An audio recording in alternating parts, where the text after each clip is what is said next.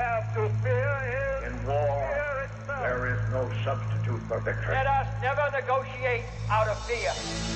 We stand undivided, forever united, fighting hand in hand for the liberty we've earned, for glory and honor, for our sons and daughters, ever mindful of the lessons we've learned. Let the torch of freedom burn.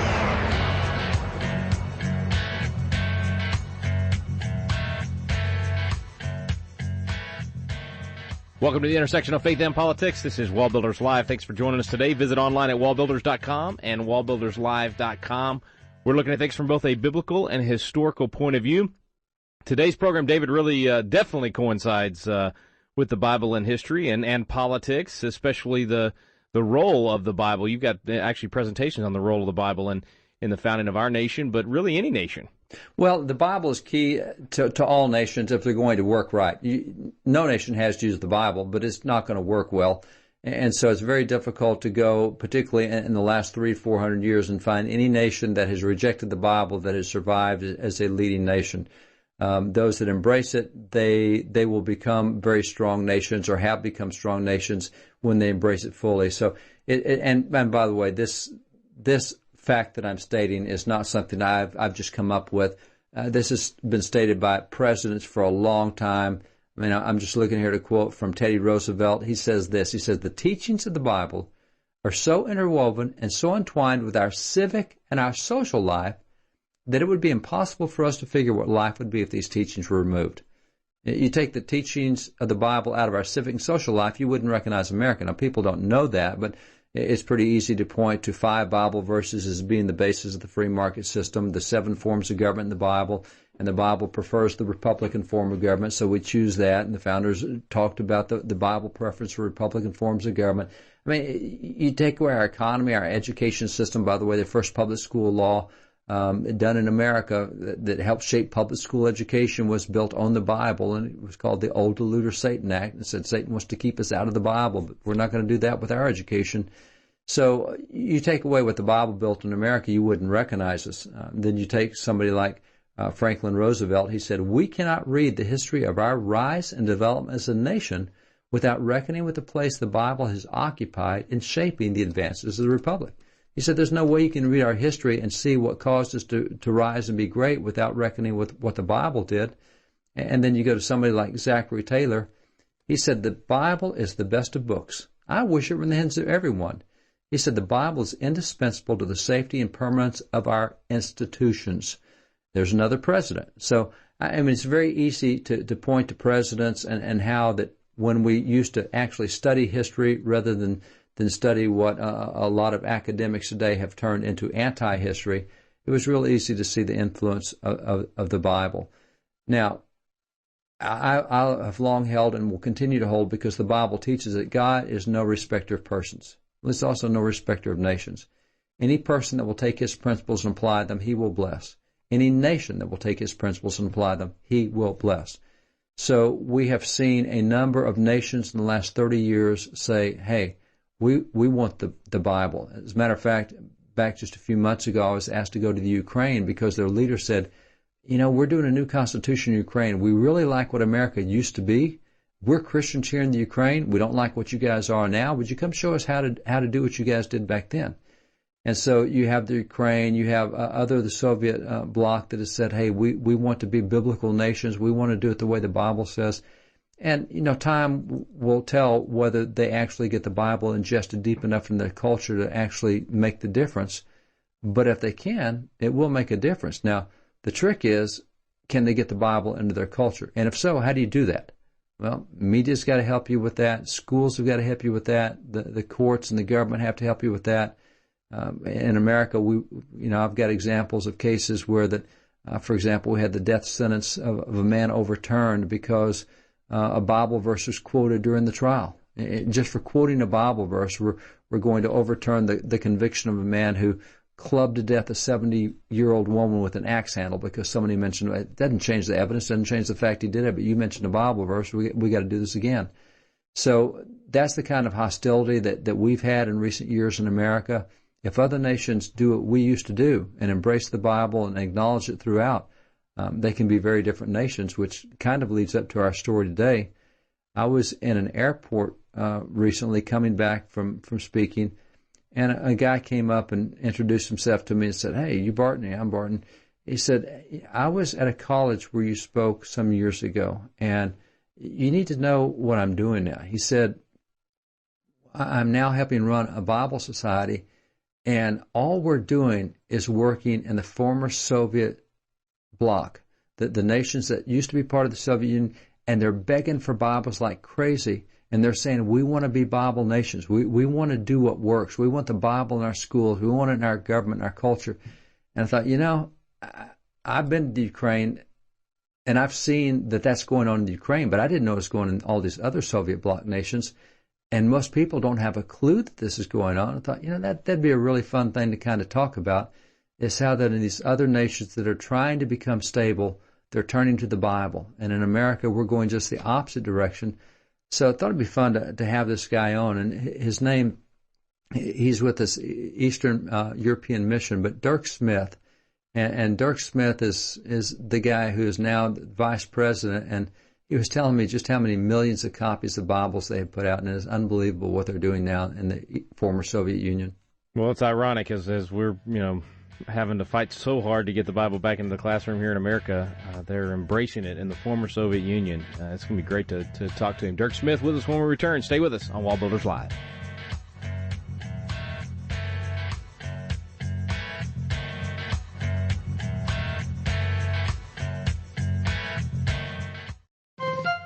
This is David Barton with another moment from America's history.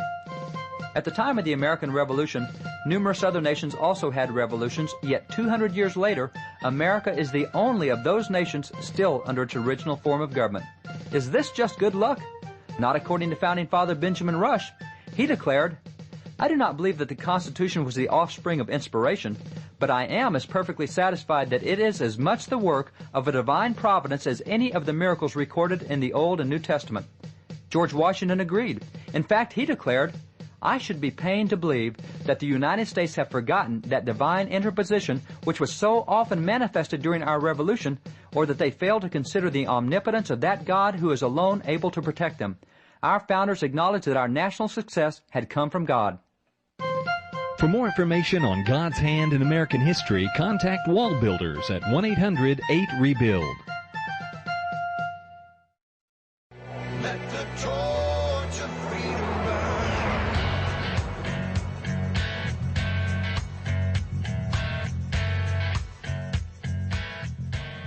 Welcome back. Thanks for staying with us here on WallBuilders Live. Our guest today is Dirk Smith. He's the Vice President of Eastern European Mission. Dirk, thanks for coming on, man. Hey, thank you. Thanks for the opportunity, Rick. Hey, it's exciting to see the Bible getting back into the classroom. It's just interesting that it's not American classrooms.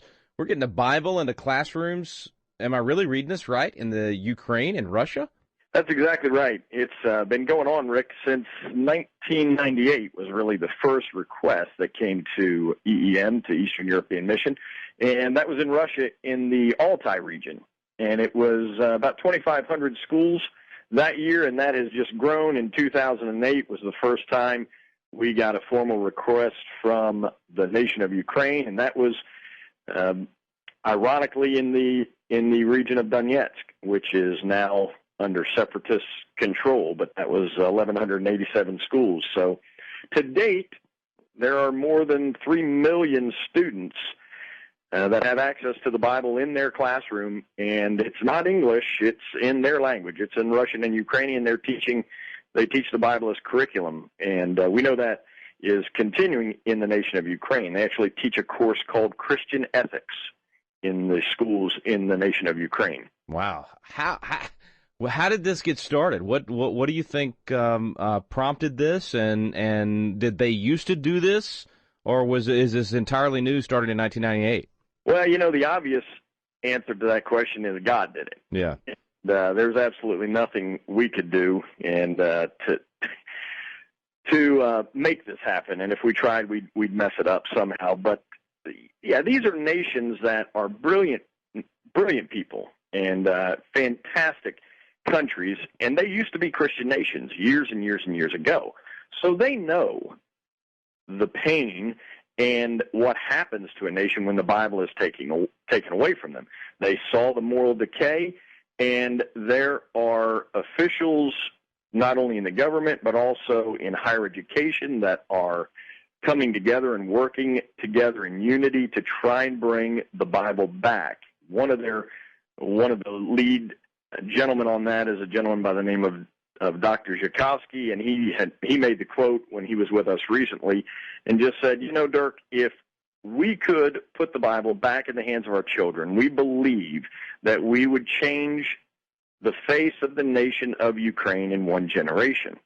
Well, of course, Rick, we kind of know that because look at our country. 1963 is when that wonderful court case took place that made it illegal to read the Bible in our public schools, and how are we doing? Yeah, no doubt. I mean, we know that these seeds, if planted, bear great fruit, and if not, if taken away, can absolutely destroy a nation. I mean, we've changed so quickly in America as a result of that and taken the Bible out of the classroom. So it's just interesting to me, I mean, exciting to me that these nations would allow for these seeds to be planted in that classroom. We know the type of fruit that will come as a result of that. And granted, it's, 10, 15, 20, maybe even 30 years before we see that fruit bear out on a national scale. But that's the way we have to think. We have to think generationally. That's how our founding fathers thought.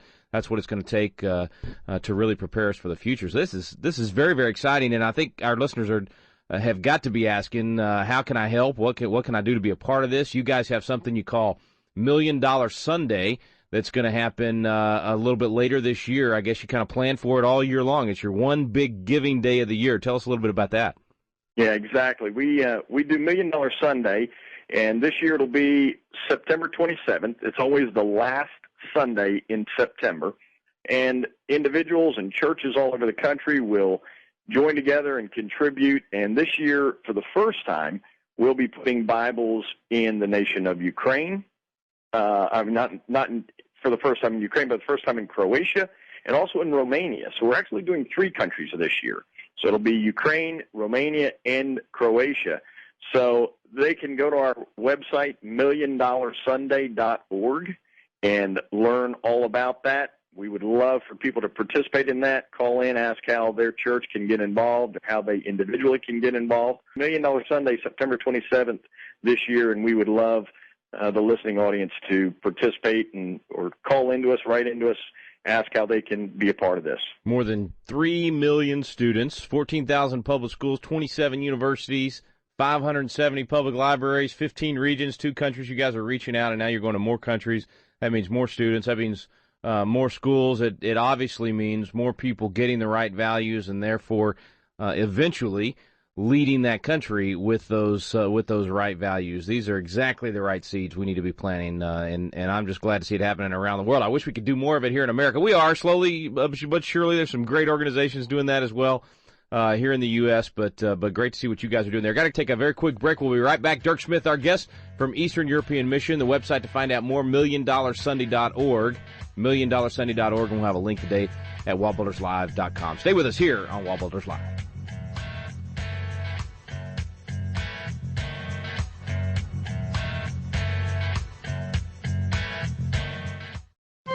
This is David Barton with another moment from America's history. Revisions today often assert that our founding fathers were atheists or agnostics or deists. This charge is not new. In fact, Patrick Henry was even called a deist in his lifetime. Clearly, no one could question his patriotism, but Henry was hurt that they would question his Christianity. Against the charge that he was a deist, Patrick Henry thundered, "Deism, with me, is but another name for vice and depravity. I hear it is said by the deists that I am one of their number, and indeed that some good people think I am no Christian. This thought gives me much more pain than being called a traitor. Being a Christian is a character which I prize far above all this world has or can boast." Patrick Henry was quick to refute the charge of deism and to declare his open belief as a Christian. For more information on God's hand in American history, contact WallBuilders at 1-800-8REBUILD. Let the torch of freedom burn.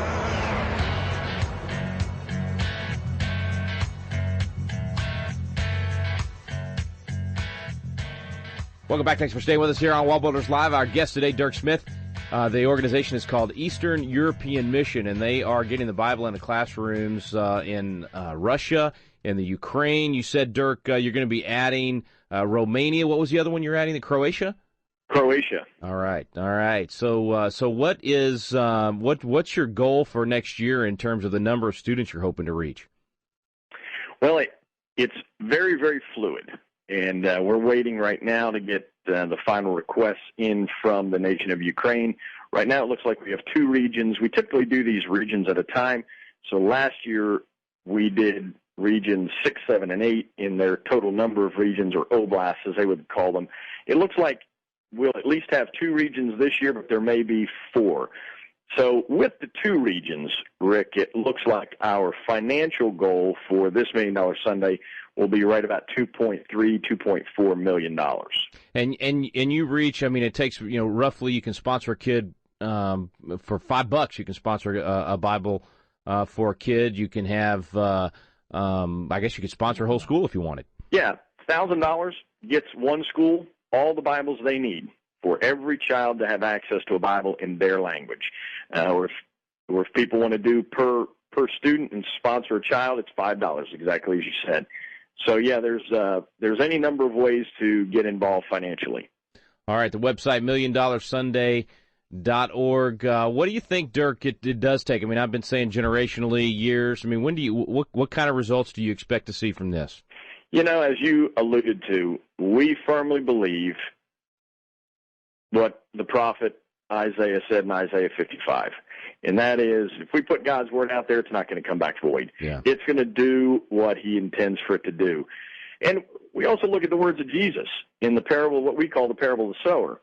And the words there, Jesus promises us that there are going to be 3 soils that aren't good.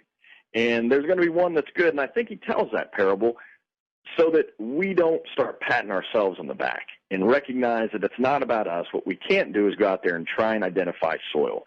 We just have to throw the seed and trust that the Spirit of God is going to move through these children, through their parents, who then begin reading these Bible stories to their kids. And then, of course, what happens is our address is in the front of every Bible, our European address, and these parents write in and ask for Bibles. And so we're seeing a distribution. Last year, our distribution of Bibles increased 23% in 1 year. It increased 35% in the nation of Russia alone. So the fields are white with harvest. We just have to get the seed out there and trust God and not micromanage God and let God do what God does best. That's good, man. That's that John Quincy Adams attitude of duty is ours, results are God's, and you guys are clearly doing your duty and getting these Bibles out there, planting these seeds in places that, we wouldn't have even thought 25, 30 years ago. Well, we try, people would have to smuggle them in and sneak them in, and you guys have an open door now that 25, 30 years ago people would have not even imagined was possible. Well, and that's exactly the way this ministry started, Rick. This ministry started in 1961, and it started as a smuggling operation. No kidding. Yeah, and we smuggled Bibles across the Iron Curtain by the hundreds and thousands. We actually have a little Bible that we still have some of the originals that were called a Marlboro Bible because it was the exact size of a pack of cigarettes. Now, that's not real politically correct today, but it worked back then. Right. Because, they could roll them up in their sleeve, they could put them in their jacket, and when a guard would frisk them, they just thought it was a pack of cigarettes and they'd let them go on. So now here we are 54 years later, and we're not smuggling them in, we're driving them in tractor truckloads. Wow. That's a praise report right there. That's pretty amazing. It's great to share the good news. Our listeners are a very active audience, really a great opportunity to make a difference. For more information, you can go to $1,000,000Sunday.org. Check out the website there and plan on that opportunity in September. You said it's September 27th? September 27th, yes. And if they want to learn more just about EEM, our other main website is obviously just EEM.org. But the specific $1 Million Sunday website is $1,000,000Sunday.org. But would love to interact with as many of your listening audience. And, just appreciate WallBuilders and all you guys are doing in this country to remind us of the foundation that we were built on and to get us all back to that. And if I hear it one time, I hear it a million a million times when I'm out making presentations about our work. People come up and say, boy, I wish we could do that in our country. And the answer to that is we can. We just have to be willing to risk. And who of us are going to be willing to risk enough to step out there and say, hey, this is the way we were founded. Let's stick to this. Yeah. Amen. All right, EEM.org is the other website. Both of the links available today at WallBuildersLive.com. Click on those links to find out more. Dirk, thanks for coming on, bro. Appreciate you being here. Hey, thank you, Rick. Appreciate the time. Stay with us, folks. We'll be back in a moment with David Barton.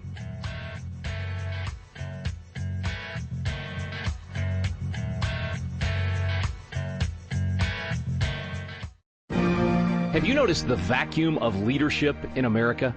We're looking around for leaders of principle to step up, and too often, no one is there. God is raising up a generation of young leaders with a passion for impacting the world around them. They're crying out for the mentorship and leadership training they need.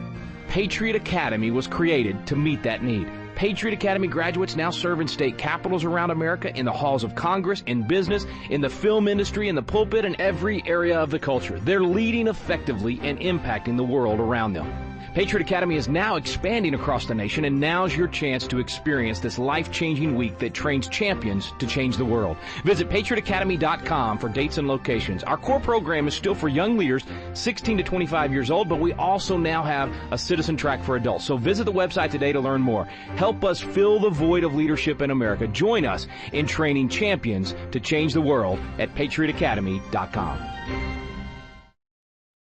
Let the torch of freedom burn.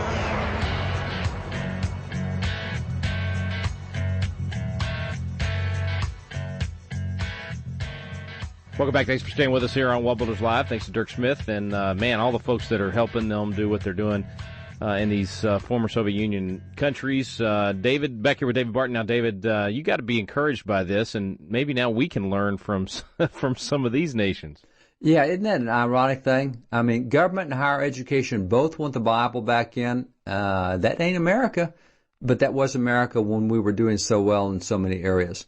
And I was just thinking as he's going through the nations there, let me see if I can get some foreign policy straight here. All right, Ukraine wants the Bible. They want Christianity. They want pastors to be involved in government. So the State Department says, we're not going to help you guys. You guys take on the Russians. I know we promised to help you all, but we're not going to help your nation. South Sudan splits from Sudan, basically ends the civil war. South Sudan, Christian, wants the Bible, and the Obama administration refuses to do anything with South Sudan. Israel, the Green family who owns Hobby Lobby, they're putting together a Bible curriculum. And that Bible curriculum is based on the archaeological evidence of the Bible, the history of the Bible, etc. They have this massive Bible museum that will open in Washington, D.C. in 2017. These guys have 40,000 Bible artifacts, from Dead Sea Scrolls, cuneiforms, all the way through. They have the largest collection of Torahs in the world, larger than any Jewish library. And interestingly, Israel said, well, we want that Bible curriculum in our public schools, but this must be the American version because you've left out too much God and too much Bible. We want more God and Bible in our version. So there's Israel asking for, and of course, the Obama administration, we're not going to help them.